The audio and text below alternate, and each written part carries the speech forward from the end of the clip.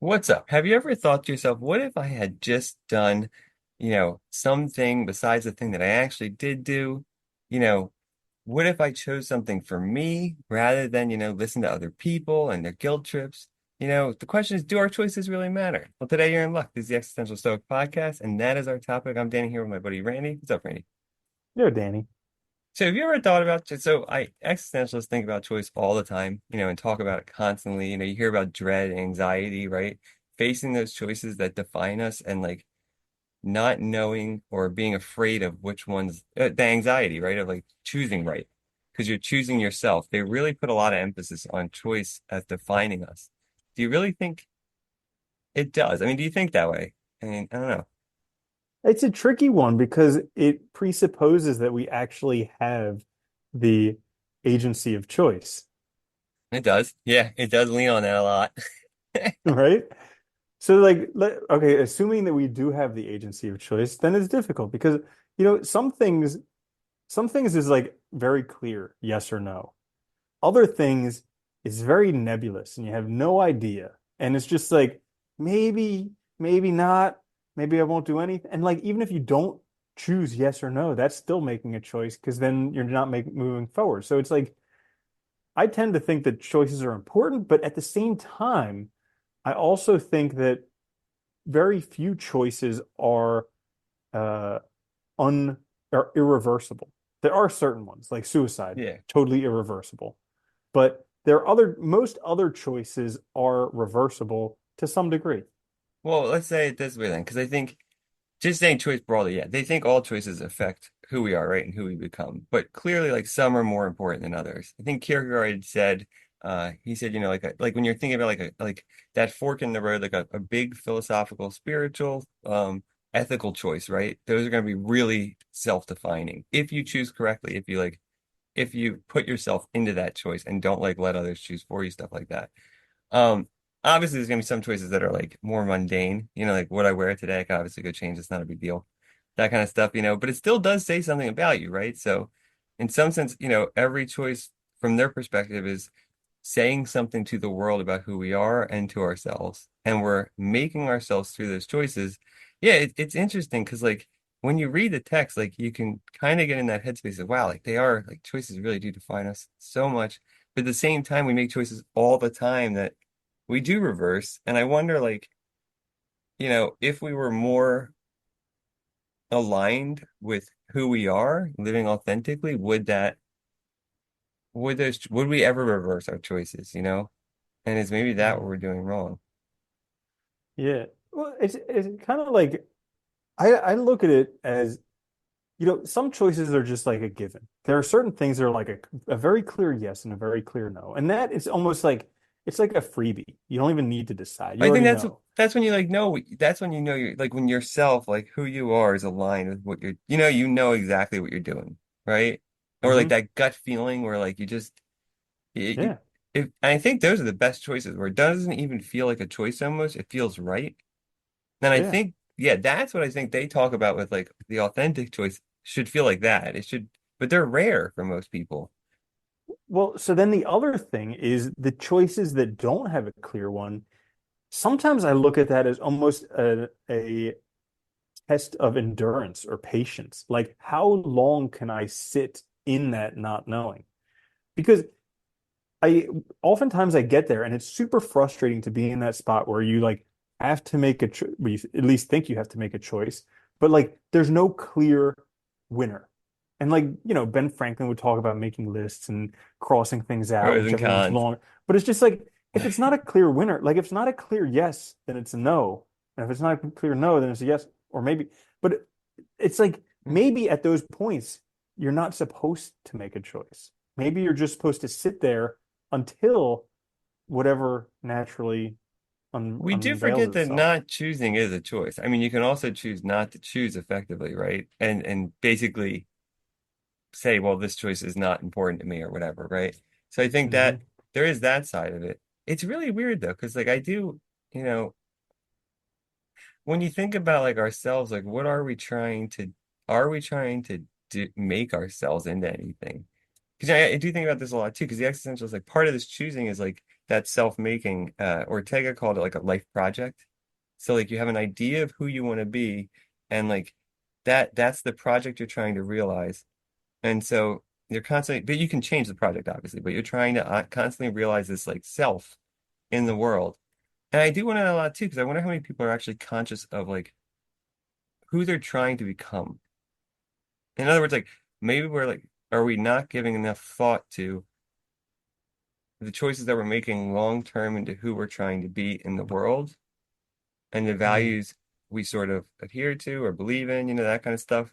I wonder if like most people don't think about this stuff and maybe aren't, you know, is that hindering them It's greatly? it's a good point because there's always like the short term and the long term and like the small picture and the big picture type Yeah. of thing.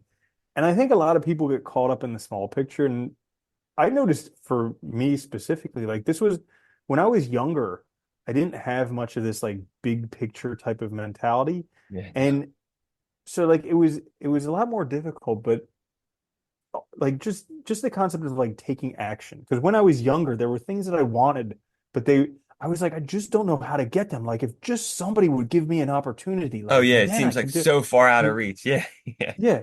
And then like eventually I just started taking action and it was like, oh, now if I want anything, I just need to start taking action consistently. And eventually I'll get there or close or somewhere. Yeah. But see, that's an important lesson. I don't think a lot of people realize that though, right? That you can, Hmm. and that action taking is that choice, right? It's like that if I want this, I just have to do it. It's funny because Hmm. the reason why I was thinking of this was partially because like I was thinking back to when I was younger and like all these choices I made that really weren't choices. They were just like informed by norms and obligations, or my sense of the obligations, whatever as they were presented, pressures, stuff like that. And I was thinking about like that in comparison to now, where I feel like so many more of my choices are like I'm actively making, right, for myself. And it's such a different way of thinking about like your day to day and also your planning and long-term goals and your expectations, all of that. And it's much better, and I think it's Hmm. it's funny because I don't think a lot of people get there. How many people have you ran into like that are in their our age in a job they hate, but unwilling to try anything else because of the fear of the fear of that social world that they're in, losing that job, losing their position, losing everything falling apart. Yeah, because it's scary. Because the more skin you have in the game, the more you're afraid of losing it. I think that's one of the biggest things that people don't understand about money is like everybody wants to be rich, but once you get rich, then you're just scared of losing it all. Like every rich person I've met has just been terrified of losing it. And yeah. Even not money, just the security, right? I mean, even if you hate your job, there's still that security of knowing that you have the job. You know what to expect when you go in. Something new, scary, because even if it was better, it's still new. You have to learn, it's like you're starting in some sense over, right? It's hard. And I think it's funny because we don't give ourselves as much credit for what we can do in the world, I think. What we can Hmm. achieve, what we can accomplish if we, are active making choices for ourselves. Here's the other thing. We are really bad at predicting the future. Oh yeah. Yeah, pretty Really bad. terrible. And so, but that's like our model for determining choices. We like pretend that we'll know what'll happen in the future when we do this choice, and we pretend we'll know what happened in the future when we choose that choice. And then that can oftentimes make us make our choices, but it's completely wrong information. Yeah, I don't usually think about it's funny, I try not to think too much about like what I think the consequences will be. I try to think more about like does this align with my values and what I Mhm. want? And That's hopefully the consequences will come about. Obviously I think about them and I want them, but like I don't try to emphasize that because I figure, even like that idea of like, would I regret this if I didn't try it? Then it's worth trying Mhm. because then even if it fails, if it succeeds, great, awesome. Then you like win in both sides, right? But even if it fails, at least I did it and I'll learn something. Then I might be able to do it again differently. There might be a different way of doing something. Especially thinking of like say like Mhm. changing careers or something, right? Like I might try something, maybe that doesn't work, but then that opens up opportunities because when I proved to myself I could do it, A, and B, maybe it was a failure, but it wasn't like a total flop. It was just that I need to course correct or change some things. You never know. Mhm. Yeah, that's that's a good point because there's I've heard it said that like, the econ or the actual getting of your goal isn't the important thing. It's who you become in the achievement of that goal. And that's what you were talking about there is like, is this part of my values? Is this person that I want to become, as opposed to like, will I get that goal or not? Because that's like, out of your control. Yeah, you never know. You can't like be certain that you're going to get something, especially because most everything we do depends on a ton of external factors that are out of our control. It's like particularly other people. I mean, Yeah. you know, So so let's go back to the whole like concept of, do you even have choice? okay. So I think it's kind of interesting because there's no way to prove one way or another that we actually have choice. But like, if if we didn't have choice, then this whole argument is null anyways, I right? don't know though, because Nietzsche takes a fatalist approach, so he doesn't think we actually have free will, but he still actually argues for choice, which I know sounds very contradictory and confusing.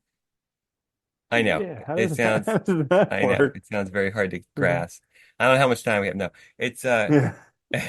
in the short end of it.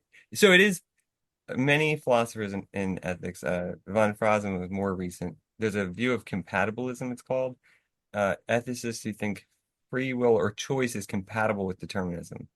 I'll give you von Frozen's idea because it's easier to explain quickly. Think of it this way. Like he says, imagine if you had a person and you put a chip in their head that they're unaware of, like an electrode chip, so that when a choice comes up between A and B, if they try to choose A, they will choose B. That chip will activate. Okay, so if they try to Hmm. choose A, chip will activate, they choose B. So they don't have a choice. Hmm. But they're faced with choice A and B and they choose B. So the choice that the chip doesn't activate, they've chosen B, but they didn't have a choice, right? Hmm. Hmm. That's his I think a very clear, good sort of thought experiment for how he tries to argue that compatibilism, right? Is that you don't know, in a sense, it's like you don't know that it's determined. So to you, it still is a choice, right? And if you choose that thing, it still is a free choice, even though you would have chosen it otherwise, doesn't matter, or you wouldn't be forced to Hmm. choose it otherwise, right? And Nietzsche is Yeah. sort of similar to that. I don't want to put him too much, but it's more like for him, being authentic is living sort of in line with our fate. And so we choose in a way that's natural to us. Those things are right for us. It's like we couldn't have done otherwise. That's how I like to think of it. And that's, Hmm. if that makes sense. Yeah, that does make sense. So in that sense, if we want to at least try and attempt to live a life that's meaningful to us, then I would say that our choices do tend to matter. I Because think that, yeah. in because while we may not control the outcome of our choices, if we don't make any choices, we'll control nothing, guaranteed. Yeah. But if we do make choices, at least there's a chance we could have a little bit closer outcome to what we're looking for. And I think too, like whether we have freedom or not, whether we have autonomy, I mean, everybody clearly values having that autonomy of making decisions and being in control of their own life to some extent, right? We all like that. So whatever, whether we have it or not, that seems to be something we value. And I think the more you actively choose, the more you assert that, and the more you create a life that is your own. And I think there is I think what for the existentialists, one of the big fears there too that they identify is that responsibility that comes with it, right? That if I'm choosing, and that's part of that anxiety and dread, right? Is that if I'm choosing and then I make the wrong choice, there's no one to blame but me. Whereas Mm. if I do like what society tells me to do and my parent, with obligations, and something bad happens or I'm unhappy, at least I can blame other people, right? So it doesn't feel like there's that pressure of responsibility or accountability placed on me. And so it's interesting Hmm. because, like, yeah, it is. When you think about it, it's interesting about how much of our choices are also influenced by that fear of, do we really want to be solely accountable and responsible for ourselves? And Yeah. then when we look back on our lives, have to say all these things that they were because of me. It wasn't because of anybody else, and I have to live with that. Yeah. That's a scary thing. I definitely don't want to get to be where I come to die and realize I didn't do what I was meant to, like, born to do, you know? Yeah, I think it'll be all right. How do you know? Yeah. You Yeah. know? Yeah. Absolutely. Yeah, it's a So that's all I complicated got. topic. Yeah, it's a complicated Yeah, topic. it's an interesting one. But I would say, do our choices matter? I would say yes, but if it's not clear, give it some time. I would say yes, and they only matter if you use your choice too. So, you have to choose. Hmm. Is it true if you don't use it, you lose it? Yeah, in some sense, in this Is case, that, yes. is that a serious question? It actually is true. Ah, well, if you enjoyed this episode, check us out on YouTube or wherever you get your podcast. Please like, share, subscribe. It does help us out a lot. Even leave a review. We'll be back later this week with another episode. Until then, later, Andy. Later, Danny.